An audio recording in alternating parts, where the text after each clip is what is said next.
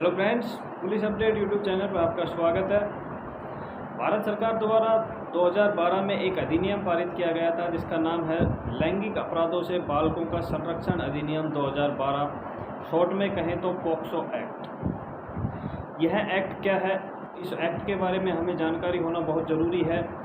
और साथ ही में यदि कोई पुलिस से संबंधित कोई कॉम्पिटिटिव एग्ज़ाम की अगर आप तैयारी कर रहे हो तो उस एग्ज़ाम में भी इस अधिनियम से संबंधित क्वेश्चन पूछे जाते हैं। बच्चों से संबंधित अपराधों के बारे में क्वेश्चन पूछे जाते हैं। इस टॉपिक पर पुलिस से संबंधित जितने भी कॉम्पिटिटिव एग्ज़ाम हैं उनमें बहुत सारे क्वेश्चन आते हैं।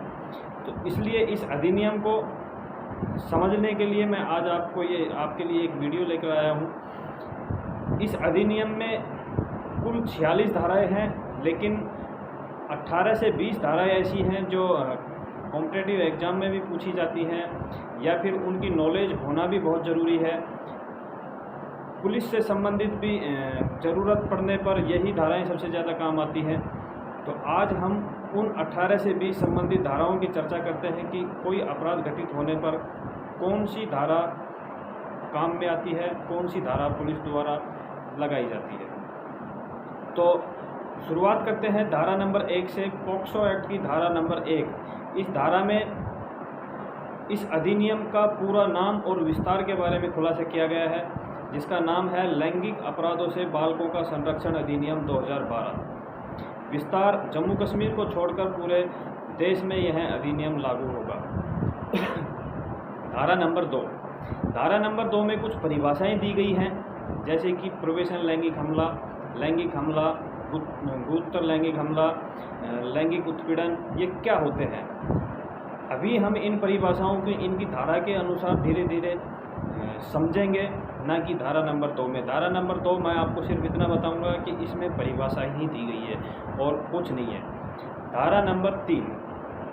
धारा नंबर 3 में प्रवेशन लैंगिक हमले की परिभाषा दी गई है कि प्रवेशन लैंगिक हमला का जुर्म कब होता है। अब इसको समझते हैं कि यदि किसी भी व्यक्ति द्वारा किसी बालक की योनि, गुदा, मुंह या मूत्र मार्ग में अपना लिंग प्रवेश कराता है या फिर अपने लिंग के अलावा शरीर का अन्य कोई पार्ट प्रवेश करवाता है या शरीर के किसी हिस्से के अलावा अन्य कोई वस्तु उसके प्रवेश करवाता है तो वह प्रवेशन लैंगिक हमले की परिभाषा के अंतर्गत आता है। ये तो हो गया धारा नंबर 3 की परिभाषा। अब पॉक्सो एक्ट की धारा नंबर 4 में प्रवेशन लैंगिक हमले का दंड दिया गया है कि यदि कोई व्यक्ति किसी बालक के साथ प्रवेशन लैंगिक हमले के अंतर्गत अपराध करता है तो उसके धारा नंबर 4 लगेगी, जिसमें उसका दंड दिया गया है। वह दंड है, उसकी सज़ा 7 साल से लेकर आजीवन कारावास तक है। साथ में कोर्ट उस पर कोई भी जुर्माना लगा सकता है। मतलब धारा नंबर 3 में प्रवेशन लैंगिक हमले के लिए परिभाषा और धारा नंबर 4 में प्रवेशन लैंगिक हमले के लिए दंड। अब आती है धारा नंबर 5, गुरुतर प्रवेशन लैंगिक हमले की परिभाषा। धारा 3 में प्रवेशन लैंगिक हमला, धारा 4 में प्रवेशन लैंगिक हमले के लिए दंड, लेकिन धारा नंबर 5 में गुरुतर प्रवेशन लैंगिक हमले की परिभाषा दी गई है। अब गुरुतर प्रवेशन लैंगिक हमला, वैसे तो हमें शब्द से ही समझ में आ रहा होगा कि प्रवेशन लैंगिक हमला फिर गुरुतर प्रवेशन लैंगिक हमला। गुरुतर मतलब उससे बड़ा। उससे बड़े का क्या मतलब हुआ कि कोई भी बालक जो किसी के संरक्षण में हो, अपने माता पिता या किसी अन्य संरक्षक, पुलिस की संरक्षक में हो, किसी स्कूल में हो, स्कूल में जाने के बाद स्कूल के संस्थापक टीचर के संरक्षण में आ जाता है। इसी प्रकार किसी हॉस्पिटल में एडमिट हो, वहाँ भी वह संरक्षण में है, या किसी धार्मिक संस्था के संरक्षण में हो, किसी भी सशस्त्र बल के संरक्षण में हो, कहीं भी कोई बालक अगर संरक्षण में है और उसके साथ कोई प्रवेशन लैंगिक हमला हो जाता है तो वह प्रवेशन लैंगिक हमला ना होके वह गुरुतर प्रवेशन लैंगिक हमले की नियत में आएगा। या फिर कोई बच्चा यदि 12 वर्ष से कम है और उसके साथ कोई प्रवेशन लैंगिक हमला हो जाता है तो वह भी गुरुतर प्रवेशन लैंगिक हमले की नियत में आएगा। यदि कोई बच्चा गर्भ से है और आरोपी को यह पता है कि यह बालक गर्भ से है और उसके साथ वह प्रवेशन लैंगिक हमला कर देता है तो वह भी गुरुतर प्रवेशन लैंगिक हमले की नियत में आएगा। या फिर किसी व्यक्ति द्वारा बालक के साथ घोर उपैती कारित करके, घोर उपैती का मतलब है कि उसके साथ अधिक मारपीट करके और फिर प्रवेशन लैंगिक हमला करता है तो वह भी गुरुतर प्रवेशन लैंगिक हमले की नियत में आता है। या फिर कोई व्यक्ति एक बालक के साथ बार बार प्रवेशन लैंगिक हमला कर रहा है तो वह भी गुरुतर प्रवेशन लैंगिक हमले के अंतर्गत आता है। या फिर कोई व्यक्ति किसी बालक के साथ इस तरीके से प्रवेशन लैंगिक हमला करता है कि वह अशक्त हो जाए, उसका शरीर का कोई हिस्सा काम करना छोड़ दे, या उसके साथ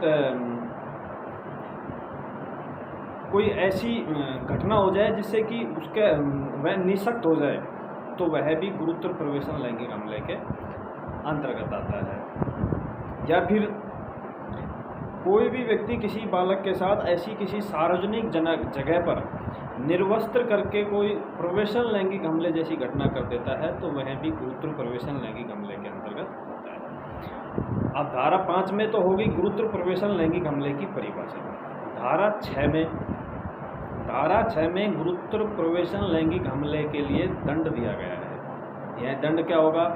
यह दंड होगा 10 साल से लेकर आजीवन कारावास तक, प्लस में जुर्माना अगर कोर्ट चाहे तो, या फिर दोनों भी हो सकते हैं। अब आपको मैंने 6 धाराएं बताई।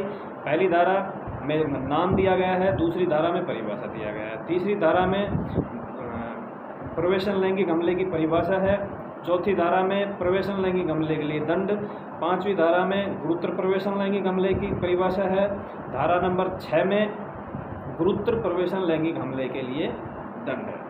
प्रवेशन लैंगिक हमले के लिए दंड है 7 साल से आजीवन कारावास तक, कुछ भी हो सकता है, प्लस में जुर्माना।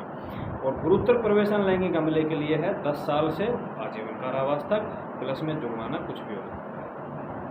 अब आते हैं धारा नंबर 7।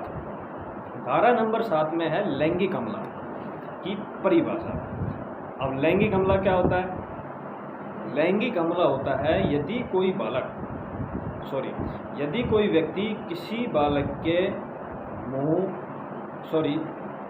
मूत्रमार्ग, योनि, गुदा या स्तन को स्पर्श करता है बजाय कि प्रवेशन लैंगिक हमले के। प्रवेशन लैंगिक हमले का मतलब है कि उसको प्रवेश ना करवा के उसके गुदा, स्तन, मूत्रमार्ग, योनि को छूता है या स्पर्श करता है तो वह लैंगिक हमले के अंतर्गत आता है।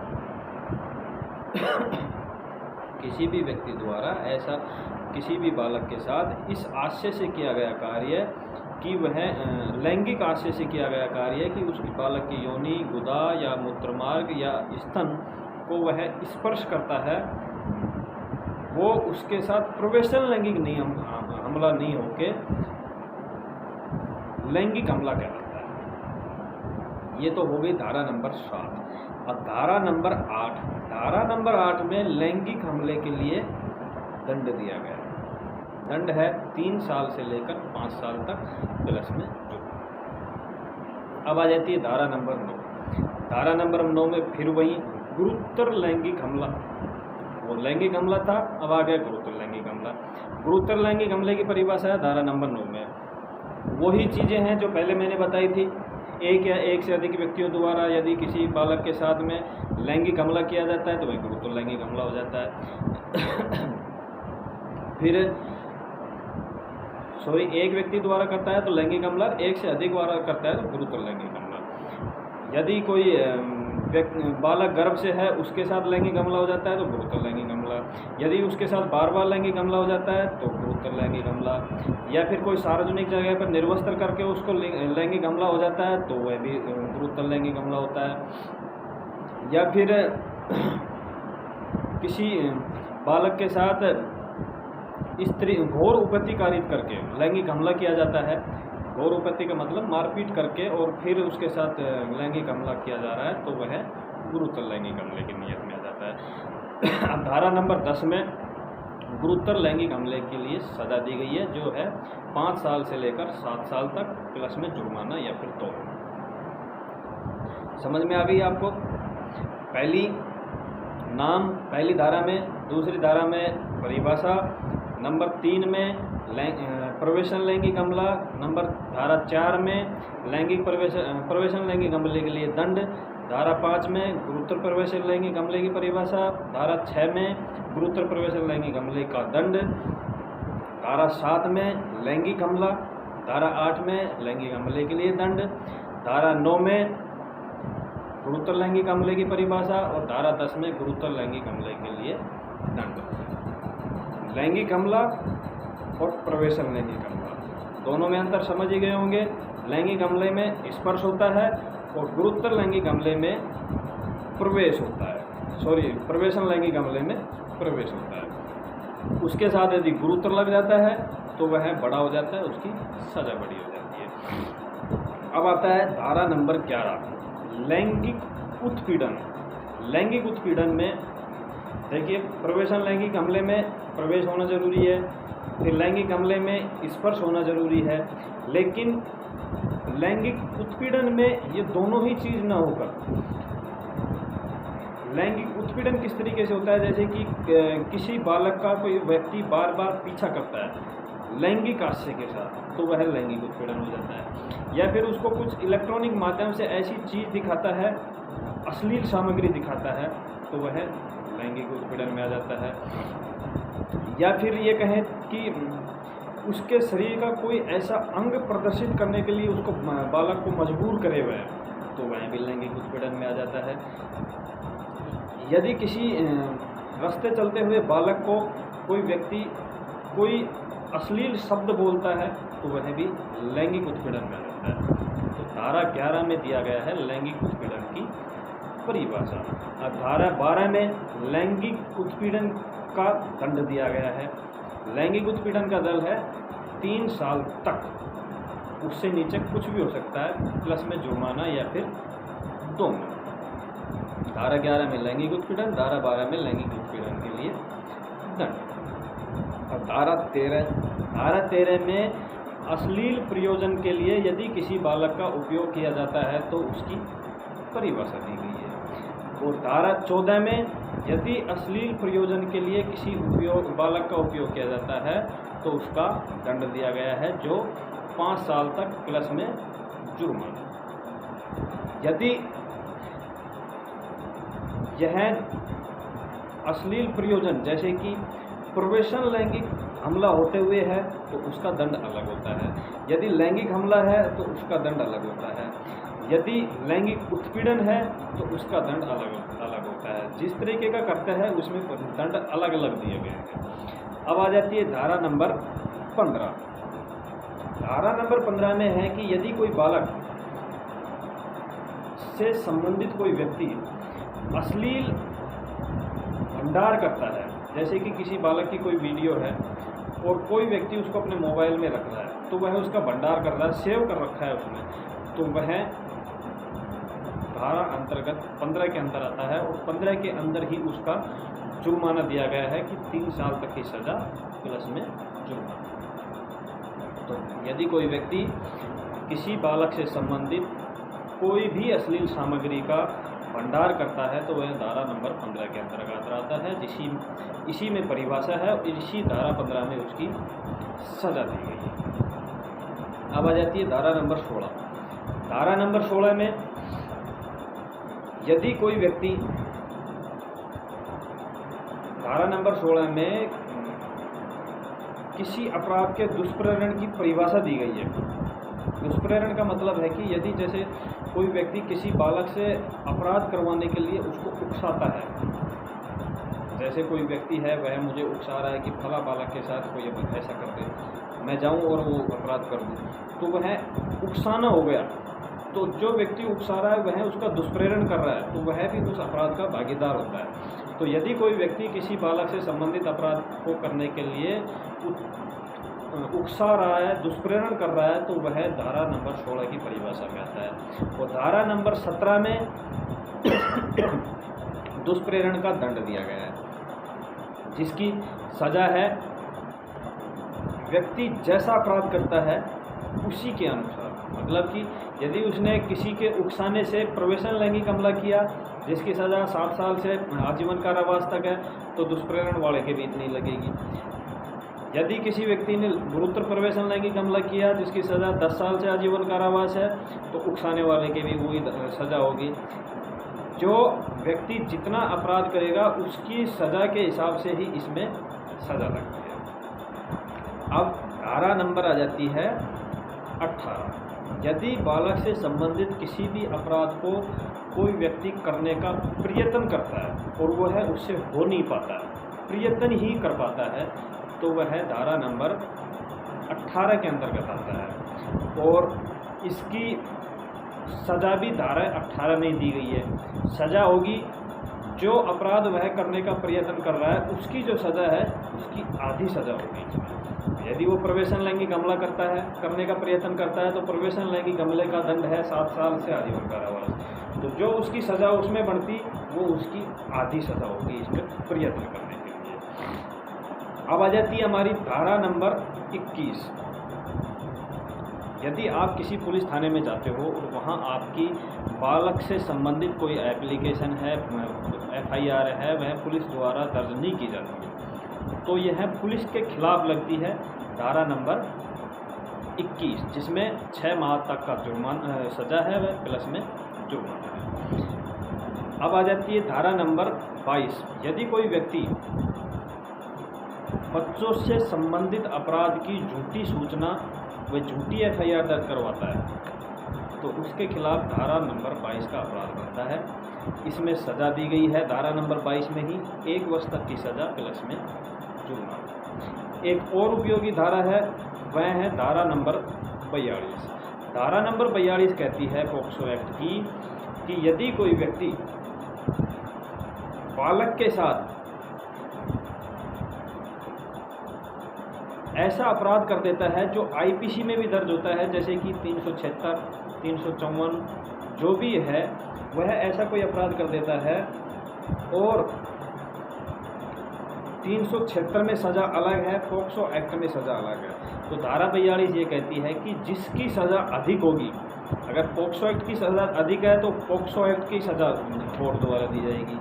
यदि 376, 354 जैसा कोई अपराध किया गया उसकी सज़ा ज़्यादा है तो वह उसकी सज़ा दी जाएगी। तो यह है एक आनुकाल्पिक दंड की परिभाषा धारा नंबर 42 में बताई गई है कि जिसकी सज़ा गुरुतर होगी, बड़ी होगी, वही सज़ा उसके लिए मान्य होगी। अब मैं एक बार फिर से रिपीट कर देता हूँ आपको। धारा नंबर 1 में नाम पॉक्सो एक्ट के नाम को बताया गया है, लैंगिक अपराधों से बालकों का संरक्षण अधिनियम 2012।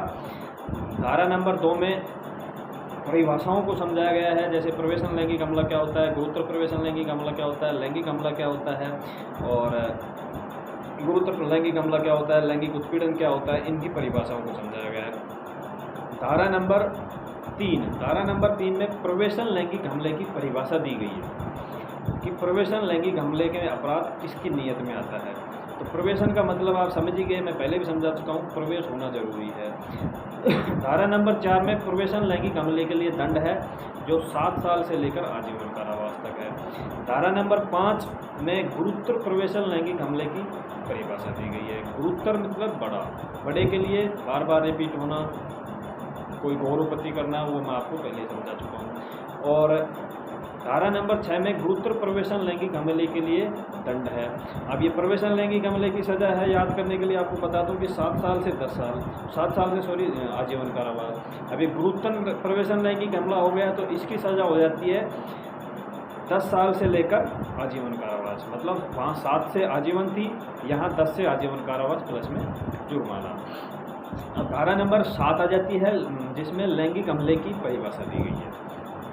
धारा नंबर 8 में लैंगिक हमले के लिए दंड दिया गया है। लैंगिक हमला मतलब कि यहाँ प्रवेश नहीं होगा, छूना, स्पर्श करना ही लैंगिक हमला कहलाता है। जिसमें सज़ा दी गई है धारा नंबर 8 में 3 साल से लेकर 5 साल तक की प्लस में जुर्माना। धारा नंबर 9 में गुरुतर लैंगिक हमले की परिभाषा दी गई है। गुरुतर लैंगिक हमला हुआ लेकिन वह गुरुतर बड़ा हुआ। बड़े की परिभाषा अलग अलग पार्ट्स हैं, वह मैंने आपको बता दिया है। धारा नंबर 10 में गुरुतर लैंगिक हमले का दंड दिया गया। लैंगिक हमले के लिए दंड था 3 से 5, लेकिन अब गुरुतर हो गया लैंगिक हमला तो इसकी सज़ा हो जाती है 5 साल से लेकर 7 साल तक की प्लस में जुर्माना। धारा नंबर 11 लैंगिक उत्पीड़न के लिए बताया गया है। लैंगिक उत्पीड़न पीछा करना, कोई शब्द बोल देना, किसी महिला का कोई असली वस्तु दिखा देना इलेक्ट्रॉनिक माध्यम से, तो यह हो जाता है लैंगिक उत्पीड़न धारा 11 में। धारा 12 में लैंगिक उत्पीड़न के लिए दंड दिया गया है जो 3 साल तक का होगा प्लस में जुर्माना होगा। धारा नंबर 13 में किसी भी अश्लील प्रयोजन के लिए, जैसे कोई वीडियो बनाने के लिए या कुछ भी करने के लिए किसी बालक का यदि उपयोग किया जाता है तो वह धारा नंबर 13 में आता है। और धारा नंबर 14 में अश्लील प्रयोजन के लिए किसी बालक का उपयोग करने पर दंड दिया गया है जिसमें 5 साल तक की सज़ा प्लस में जुर्माना। अब धारा नंबर आ जाती है 15 में यदि कोई व्यक्ति किसी बालक से संबंधित अश्लील सामग्री का भंडार करता है, उसको इकट्ठा करता है, अपने मोबाइल में सेव करता है, लैपटॉप में सेव करता है, तो वह आ जाता है धारा नंबर 5 की नियत में, और धारा नंबर 15 की नियत में, और उसमें जुर्माना दिया गया 3 साल तक की सज़ा प्लस में जुर्माना। अब आ जाता है धारा नंबर 16। धारा नंबर 16 में किसी भी व्यक्ति द्वारा दुष्प्रेरण किया जाता है बालकों से संबंधित अपराध के लिए, तो वह धारा नंबर 16 में आता है उकसाना। दुष्प्रेरण का मतलब उकसाना। और धारा नंबर 17 में यदि कोई व्यक्ति किसी को उकसाता है, दुष्प्रेरण करता है, तो उसके लिए दंड दिया गया है। वह दंड होगा जो उसने अपराध किया है उसके अनुसार। प्रवेशन लैंगिक हमला, यदि कोई व्यक्ति प्रवेशन लैंगिक हमला करता है तो जो प्रवेशन लैंगिक हमले में दंड उस व्यक्ति करने वाले को है, वही दंड उसको उकसाने वाले को भी मिलेगा।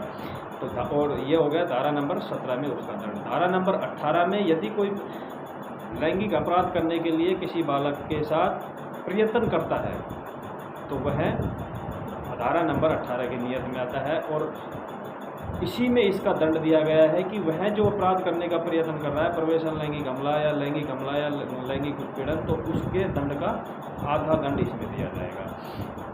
ये हो गया धारा नंबर 18 तक। 1 से 18 तक की सारी धाराएं काम है। धारा नंबर 19 अपने मुकदमा दर्ज करने से संबंधित है, उसका अपने से कोई काम नहीं है। धारा नंबर 21 है काम की, यदि कोई पुलिस या कोई भी लोक सेवक बालकों से संबंधित अपराध को दर्ज करने में विफल रहता है तो यह उसके खिलाफ लगती है।